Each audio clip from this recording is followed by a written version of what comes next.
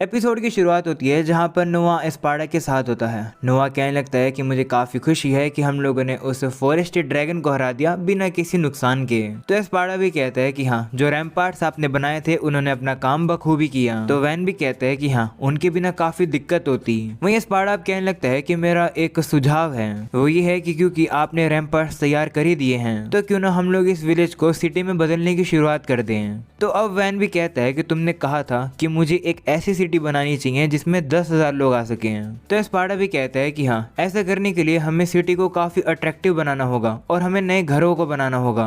तभी टेल वहां पर आती है और अब वो बताती है कि बेल और रोंगो वापिस आ चुके हैं और वो कह रहे हैं कि जो फॉरेस्ट ड्रैगन से मटेरियल मिला है वो उसे खरीद लेंगे।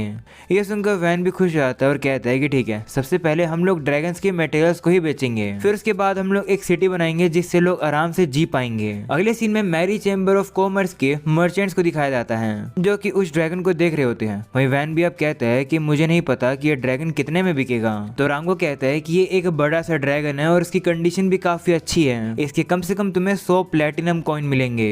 ये सुनकर वैन काफी हैरान हो जाता है क्योंकि 100 प्लेटिनम कॉइन काफी ज्यादा होते हैं। वहीं अब वो मर्चेंट्स भी आपस में बात करके कहने लगते हैं कि ये जो ड्रैगन है ये सही में असली है। वो लोग वैन को चूना लगाने की कोशिश करते हैं। वो कहते हैं कि हम काफी फेमस ट्रेडर हैं और रॉयल फैमिली भी हमें सपोर्ट करती है, हम आपको हाईएस्ट प्राइस देंगे, हम इसके 60 प्लेटिनम देंगे। तो वैन कहता है कि एक मिनट रुको, मेरे को बेल और रोंगो से पूछ के आने दो। वैन अब उन्हें बताता है कि ये लोग तो 60 प्लेटिनम देंगे। ये सुनकर वो कहते हैं कि ये लोग आपको पागल बना रहे हैं। तभी वो मर्चेंट्स गुस्से में आ जाते हैं। वो अब उनसे कहते हैं कि तुम लोग भी मैरी चैम्बर ऑफ कॉमर्स के ही पार्ट हो और कोई और मर्चेंट यहाँ पर आने भी नहीं वाला है, तो इसी मौके का फायदा उठाकर हम लोग इसे चूना लगा देते हैं, हम जैसा कह रहे हैं वैसे करो। वहीं पर उन लोग की बातों को वैन आराम से सुन पा रहा था पर वो कुछ कहता नहीं है। वो अब देखता है कि जो रोंगो और बेल है वो उन्हीं मर्चेंट से लड़ने लगते हैं। वो कहते हैं कि हम लोग चीजें फेयर तरीके से करेंगे, ना कि धोखा करके। ये सुनकर वो गुस्से में आ जाते हैं और कहते हैं कि तुम्हारी हिम्मत कैसे हमें जवाब देने की, हम सारी बातें जाकर अपने प्रेसिडेंट को बताएंगे, वो तुम्हें किक आउट कर देंगे,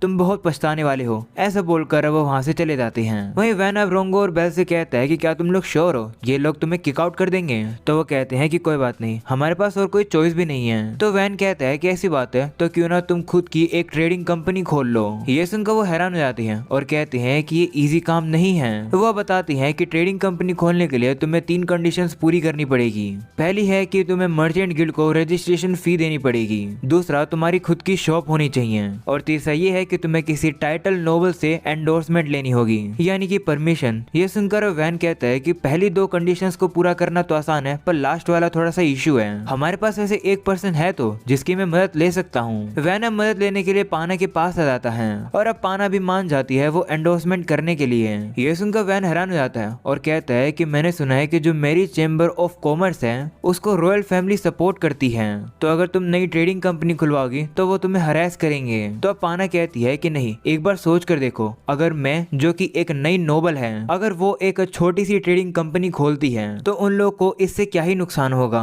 और वैसे भी ना ही मेरी कोई जमीन है ना ही कोई नाइट्स हैं, और अगर मुझे फेमस बनना है तो मुझे ऐसे काम करने पड़ेंगे जिसके बारे में लोग बातें करें। अगर मैं ये काम करूंगी तो लोगों को पता चलेगा कि मैंने 2 मर्चेंट्स की मदद करी है। तो वैन कहता है कि ऐसी बात है तो क्यों ना तुम लोगों को ये बताओ कि उस ड्रैगन को तुमने हराया है, लोग तुम्हारे बारे में ही बात करेंगे और मेरी फैमिली को भी नहीं पता चलेगा इसके बारे में। ये सुनकर पाना कहती है कि तुम चीजों को अच्छे से सोचते नहीं हो। वो अब कहती है कि जो ड्रैगन्स है उन्हें काफी रेयरली ही मारा जाता है, अगर मैं ये कहूंगी कि मैंने उसे मारा है तो लोग मुझसे पूरी डिटेल जानना चाहेंगे कि मैंने उसे कैसे मारा, और इन्वेस्टिगेशन करने पर उन्हें पता ही चल जाएगा कि उस ड्रैगन को तुमने मारा। ये सुनकर वैन अब उदास हो जाता है और कहता है कि अगर मेरी फैमिली ने मुझे घर बुला लिया तो फिर मेरा क्या होगा। तो अब पाना कहती है कि इससे बचने का सिर्फ एक ही तरीका है और वो ये है कि अपने लिए एक टाइटल पालो।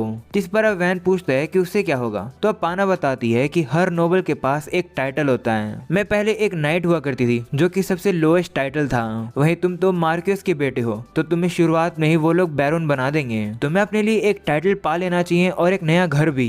तुम्हें बस सभी लोग के सामने यही डिक्लेयर करना होगा कि तुम ही नहीं उस ड्रैगन को मारा है। वैसे भी देखा जाए तो उस उस ड्रैगन को मैंने बस नीचे रोक कर रखा हुआ था, ना कि मारा था। ये सुनकर वैन घबरा जाता है और कहता है कि अगर मैं ऐसा कहूंगा तो मेरे ऊपर काफी अटेंशन आएगा। तो अब पाना कहती है कि लेकिन फिर इसमें दिक्कत वाली क्या बात है, तुम फेमस हो जाओगे, लोग तुम्हें ये कहेंगे कि तुम 8 साल के होने के बावजूद भी एक ड्रैगन को मार पाए। इस अचीवमेंट का यूज करके तुम एक टाइटल पा सकते हो। वहीं वैन को घबराता हुआ देखकर वो कहती है कि मैं समझ सकती हूँ कि तुम कैसा फील कर रहे हो। जब मुझे भी मेरा पहला टाइटल मिला था तब मुझे काफी दुश्मन भी मिल गए थे और काफी लोग मुझे बहला फुसलाने की कोशिश कर रहे थे जिससे कि वो मुझे यूज कर सके, लेकिन जिस भी किसी ने ये करने की कोशिश करी मैंने उसे जला दिया। तो मेरा ये कहना है कि अगर तुम्हारा कोई नया दुश्मन ना भी जाता है तो उसे अपनी कैनन से उड़ाने के लिए बिल्कुल भी हेजिटेट मत करना। काफी सारे लोगों को मरता हुआ देखकर कोई भी तुम्हारे खिलाफ आने की जरूरत ही नहीं करेगा। ये सुनकर वैन भी अब थोड़ा सा डर जाता है। वहीं वैन कहता है कि लेकिन अगर ये क्लेम मैं करूंगा कि ड्रैगन को मैंने मारा तो फिर तुम नहीं कह पाओगे कि तुमने ड्रैगन को मारा है, तुम फिर इस चीज का यूज करके अपना प्रमोशन नहीं करवा पाओगी। ये सुनकर वो कहती है कि क्या तुम्हें मेरी चिंता हो रही है, तुम एक 8 साल के बच्चे हो, तुम्हें मेरी चिंता करने की कोई जरूरत नहीं है। उसका इतना डरावना रूप देखकर तो वैन खुद डर जाता है। पाना अब उसे कहती है कि जाओ उसे ड्रैगन को मारने की ग्लोरी तुम ले जाओ। अगले सीन में वैन अब उन दोनों को ही जाकर बता देता है कि पाना तुम्हें सपोर्ट करेगी। ये सुनकर वो काफी खुश रहते हैं क्योंकि फाइनली वो अपनी खुद की ट्रेडिंग कंपनी खोल पाएंगे। इसके बाद वो लोग वैन से कहते हैं कि क्या तुम उस ड्रैगन के मटेरियल को हमें बेचोगे, तुमने हमारे लिए बहुत कुछ किया है, इसके लिए हम तुम्हें 130 प्लेटिनम कॉइन देंगे। ये सुनकर वैन भी काफी हैरान हो जाते हैं कि वो लोग तो काफी अच्छा पैसा देने के लिए तैयार हैं। वो कहता है कि ठीक है मैं ये सामान तुम्हें ही बेचूंगा। ये सुनकर वो लोग भी खुश हो जाते हैं और कहते हैं कि चलो अब रॉयल कैपिटल में चलते हैं ये सारा सामान बेचने के लिए। वो लोग अब जाने ही वाले होते हैं पर तभी उन्हें पता चलता है कि कोई भी कैरेज अवेलेबल ही नहीं है। जो मेरी चेंबर ऑफ कॉमर्स के मर्चेंट थे वो सारी कैरेज को लेकर चले गए हैं। ये सब कुछ पाना भी सुन लेती है। वो आकर रोंगो और बेल से कहती है कि वो मर्चेंट चाहते हैं कि तुम आकर उनके सामने भीख मांगो, क्योंकि अगर कैरेज होगी ही नहीं तो तुम लोग सामान ट्रांसपोर्ट ही नहीं कर पाओगे और फिर तुम्हें उन लोग की बात सुननी पड़ेगी। ये सुनकर वैन कहता है कि ऐसी बात है तो कोई बात नहीं, मैं तुम्हारे लिए नई कैरेज बना दूंगा। ये सुनकर पाना भी कहती है कि ठीक है तुम लोग मेरे वॉर के घोड़ों को लेकर जा सकते हो जो कि कैरेज को खींचेंगे। जो मेरे घोड़े हैं उन्हें काफी ट्रेनिंग मिली हुई है, उनके स्टेमिना और स्पीड काफी ज्यादा तेज है।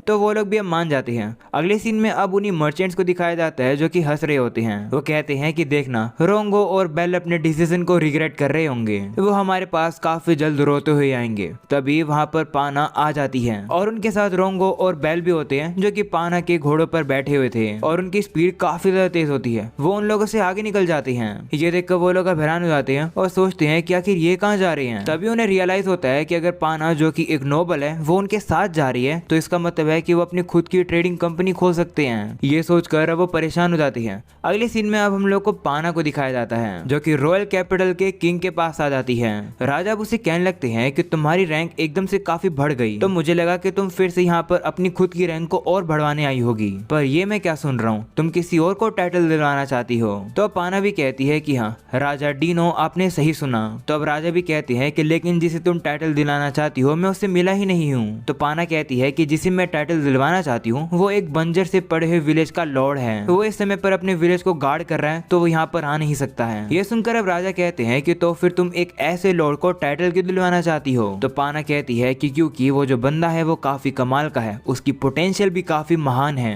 ये सुनकर अब राजा कहते हैं कि तुम खुद इतनी कमाल की हो और तुम किसी और की तारीफ कर रही हो, इसका मतलब है कि मैं उस बंदे से ग्रेट चीजें एक्सपेक्ट कर सकता हूँ, है ना। आखिरकार उसने एक बंजर से विलेज के अंदर क्या ही कमाल का कर दिया। तो पाना कहती है कि उसने एक फॉरेस्ट ड्रैगन को मारा है। ये सुनकर सभी हैरान हो जाते हैं, कोई भी इस बात पे विश्वास ही नहीं कर पा रहा है। राजा भी कहते हैं कि क्या वो बंदा एलिमेंटल मैजिक भी यूज कर सकता है। तो पाना कहती है कि नहीं, उसके पास प्रोडक्शन मैजिक है। ये सुनकर राजा भी हैरान हो जाते हैं और पूछते हैं कि वो बंदा कौन है। तो पाना बताती है कि वो मार्क्यूस फेटियो का बेटा है, उसका नाम वैन है और वो 8 साल का एक लॉर्ड है। ये सुनकर राजा कहते हैं कि ये क्या बात हुई, एक 8 साल के बच्चे को एक बंजर से पड़े हुए विलेज का लॉर्ड बना दिया। तो पाना कहती है कि उसे कम मत समझो, जब वो विलेज में आया था तब उसने देखा कि उसके ऊपर गुंडे हमला कर रहे हैं, पर उसने विलेज को प्रोटेक्ट कर लिया और सारे गुंडों को भी मार दिया। उसके साथ उस समय पर उसके सिर्फ कुछ ही साथी थे और थोड़े बहुत एडवेंचरर्स थे जो कि उसके बॉडीगार्ड थे। जो सुनकर राजा कहते हैं कि इसका मतलब वैन ने इतनी छोटी उम्र में ही बैटल को ज्वाइन कर लिया और वो जीत भी गया। तो पाना कहती है कि हाँ, उसके बाद वैन ने अपने प्रोडक्शन मैजिक का यूज किया और विलेज के सराउंडिंग में वॉल बना दी, साथ में एक मोट भी बना दिया और विलेज में जितने भी टूटे फूटे घर थे उसने उन्हें भी रिबिल्ड कर दिया और साथ में उसने विलेज के डिफेंसेस को भी ताकतवर कर दिया। और फिर उसके बाद उसे ड्रैगन ने विलेज के ऊपर हमला कर दिया। मैंने मैंने भी मदद करी थी, पर मैंने बस ड्रैगन को नीचे थोड़ी देर के लिए रोका हुआ था, लेकिन लॉर्ड वैन ने उसके साथियों ने अपनी ताकत का यूज करके उस ड्रैगन को मार दिया, वो भी बिना किसी कैजुअलिटी के। यानी कि ऐसा करते हुए उन्हें कोई भी डैमेज नहीं हुआ। ये सुनकर राजा कहते हैं कि इस बात पर अभी भी विश्वास कर पाना मुश्किल है। तो पाना अब सभी लोगों को उसी ड्रैगन का एक फैंग दिखाती है, जो देखकर राजा और बाकी सभी लोग हैरान हो जाते हैं। पाना अब राजा से कहती है कि मैं चाहती हूँ कि आप खुद उस विलेज में आकर देखो। आप यह अगर देखो कि वैन जब से लॉर्ड बना है तो उसने थोड़े ही समय में विलेज को कैसे से कैसा कर दिया, और मुझे ये बताने की तो बिल्कुल भी जरूरत नहीं है कि आप कितने कमाल के हो। अगर आप जैसा पर्सन वैन से मिलेगा तो वो काफी इंप्रेस होगा। आप तो उसे एक बड़ी सी ही टेरिटरी का लॉर्ड बना दोगे, जिससे कि हमारे नेशन के डिफेंसेस भी इम्प्रूव हो सके। ये सुनकर राजा कहते हैं कि ये तो काफी इंटरेस्टिंग है, मैं इस वैन से काफी जल्द मिलना चाहूंगा। अगले सीन में पाना पूरे नेशन में ही ये अनाउंसमेंट करवा देती है कि वैन ने ड्रैगन को मार दिया है, और इसी अचीवमेंट को ऑनर करने के लिए वैन को बैरोन बना दिया गया है। ये सुनकर अब नेशन के सभी लोग ही वैन के बारे में बातें करने लगते हैं, जो देखकर पाना भी अब मन ही मन में वैन से कहती है कि चीजें अब इंटरेस्टिंग होने वाली है,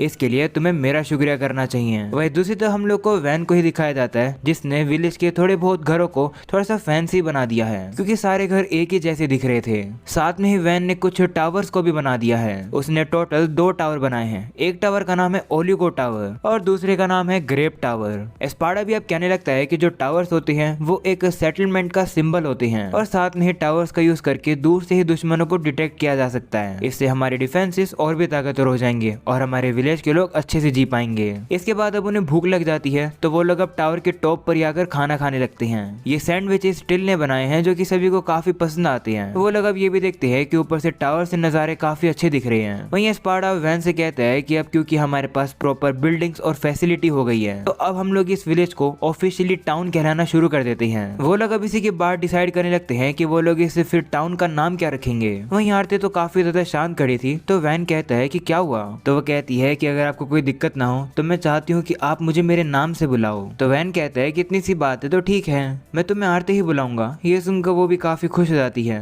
और काफी शर्माने लगती है। तभी टिलअप कहती है कि चलो अब डिजर्ट खाते हैं। वहीं डेजर्ट में उसने केक बनाया है, जो देखकर वैन हैरान हो जाता है और कहता है कि क्या ये तुमने बनाया है, लेकिन कैसे।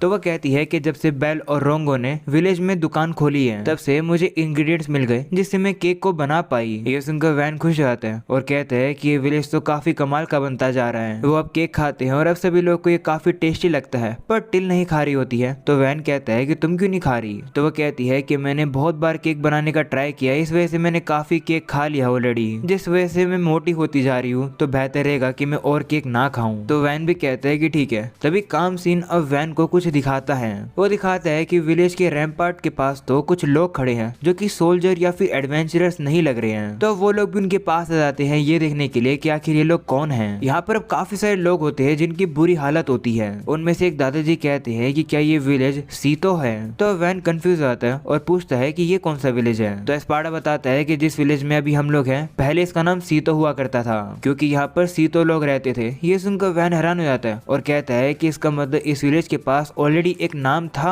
वहीं अब दादाजी कहने लगते हैं कि तो इसका मतलब ये सीतो विलेज ही है। ये विलेज इतना बदल गया है तो मैं विश्वास ही नहीं कर पा रहा हूँ कि ये वही विलेज है। तो वैन उनसे पूछता है कि तुम सभी लोग यहाँ क्यों आ गए हो। तो दादाजी बताते हैं कि हम लोग पड़ोस के विलेज से आए हैं, हमें काफी हाई टैक्स पे करना पड़ता है, पर हमारे पास काफी कम यंग लोग हैं काम करने के लिए, इस वजह से हम लोग टैक्स नहीं भर पाते हैं। तो इसलिए हम लोग यहाँ के लोगों से मदद मांगने के लिए आए हैं। तो वैन पूछता है कि लेकिन तुम्हारे पास इतने कम यंग लोग क्यों हैं। तो दादाजी बताते हैं कि हमारे विलेज के जो यंग लोग थे वो अपनी मर्जी से विलेज छोड़कर नहीं गए हैं, बल्कि उन्हें काउंट ने जबरदस्ती आर्मी में भरवा लिया है वॉर में ले जाने के लिए। यह सुनकर वैन सोचता है कि इसका मतलब ये लोग फेडिनाटो काउंटी के विलेज से हैं। मुझे दूसरे डोमेन के लोगों को अपने विलेज में नहीं लाना चाहिए, पर इन लोगों ने काफी बड़ा रिस्क उठाया होगा इस विलेज में आने के लिए, मैं इन्हें ऐसे ही नहीं छोड़ सकता हूँ। वैन अब उनसे कहता है कि कैसा रहेगा कि तुम सभी लोग यहाँ इस विलेज में रहो। तब दादाजी कहते हैं कि लेकिन हमारे पास पैसे ही नहीं है। तो वैन कहता है कि कोई बात नहीं, अगर तुम थोड़े समय के लिए टैक्स नहीं दोगे तो चलेगा,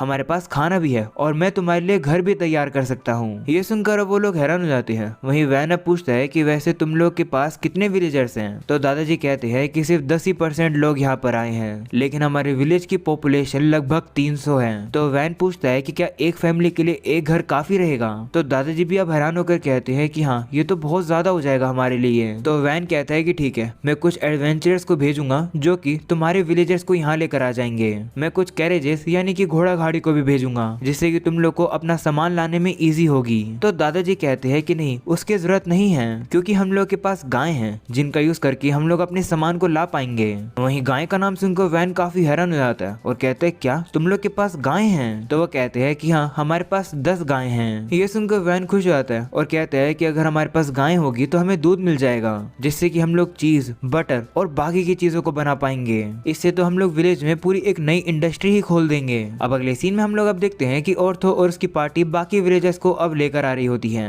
मोटा भाई कहते हैं कि वैन तो काफी कमाल के हैं, वो 300 लोग को अपने विलेज के अंदर ऐसे ही लाने दे रहे हैं। तो ऑर्थो भी कहता है कि हाँ, इस काम के लिए वो हमें काफी अच्छा रिवॉर्ड भी दे रहे हैं। तभी ऑर्थो अब नोटिस करता है कि एक लेडी काफी उदास सी होती है। चिंता मत करो, हम लोग बस पहुंचने ही वाले हैं। तो वो लड़की कहती है कि सच बताऊं तो मैं यहाँ पर आने के अगेंस्ट थी क्योंकि अभी हम लोग कहीं और ही जा रहे हैं, वो भी और भी ज्यादा बंजर से एक विलेज के अंदर जो कि काफी कोने में है। तो अब ऑर्थो भी कहता है कि हाँ, तुम सही कह रही हो। मैं मानता हूँ कि तुम एक ऐसे ही विलेज में जा रही हो जो कि काफी अकेला सा है, लेकिन जिस विलेज में तुम जा रही हो ये विलेज बाकी के विलेज की तरह नहीं है। ये वाला विलेज तुम्हें एक जन्नत लगेगा। ये सुनकर तो अब वो लड़की भी काफी कंफ्यूज आती है कि ऐसा कैसे हो सकता है। वहीं अब जैसे ही वो लोग अब विलेज में पहुंचते हैं, वो लोग अब देखते हैं कि ऑलरेडी उनके लिए काफी अच्छा खाना बनकर तैयार है और उनका स्वागत करने के लिए वैन और बाकी सभी लोग खड़े हैं। वैन अब उसी लेडी और बाकी सभी लोगों के पास आता है और कहता है कि मुझे पता है कि तुम सभी लोग काफी थके हुए होगे, पर सोने से पहले ये बारबेक्यू मीट खा लो।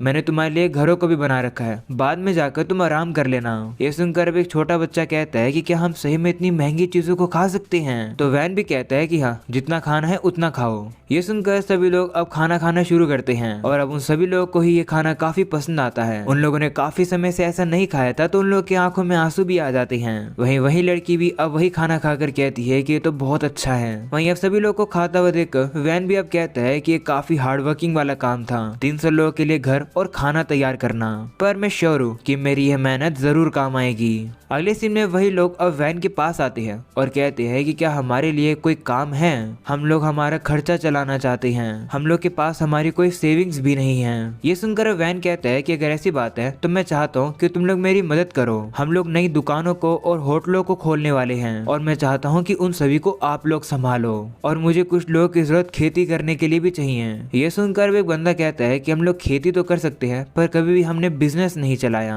तो हम लोग दुकानें वगैरह कैसे चलाएंगे ये नहीं पता। तो वैन कहता है कि कोई दिक्कत वाली बात नहीं है, पैसा कैलकुलेट करने का काम तुम उन्हें दे देना जो पैसा कैलकुलेट कर सकते हैं, मतलब तुम सभी लोगों को बस उसी काम पर फोकस करना है जो तुम लोग कर सकते हो। तभी रोंडा भी वहाँ पर आ जाता है। वो अब उन सभी लोगों को कहने लगता है कि जब से लॉर्ड वैन यहाँ पर आए हैं तब से इस विलेज की जिंदगी बहुत ही ज्यादा इंप्रूव हो चुकी है, तुम लोग रिकॉग्नाइज भी नहीं कर पाओगे इतनी ज्यादा, इसलिए हम विलेजर्स से जितनी भी तुम्हारी मदद हो पाएगी हम लोग जरूर करेंगे जिससे तुम लोग भी तुम्हारी लाइफ को एंजॉय कर सको। ये सुनकर वो लोग भी हैरान हो जाते हैं। वहीं वही लेडी कहने लगती है कि क्या ये सही है वैन, तुम हमारे लिए इतना कुछ करोगे? तो वैन कहता है कि हाँ ऑफ कोर्स। ऐसा बोलने के बाद अब वो टिल को काम पकड़ा देता है और ये काम होता है सभी लोगों को केक देना।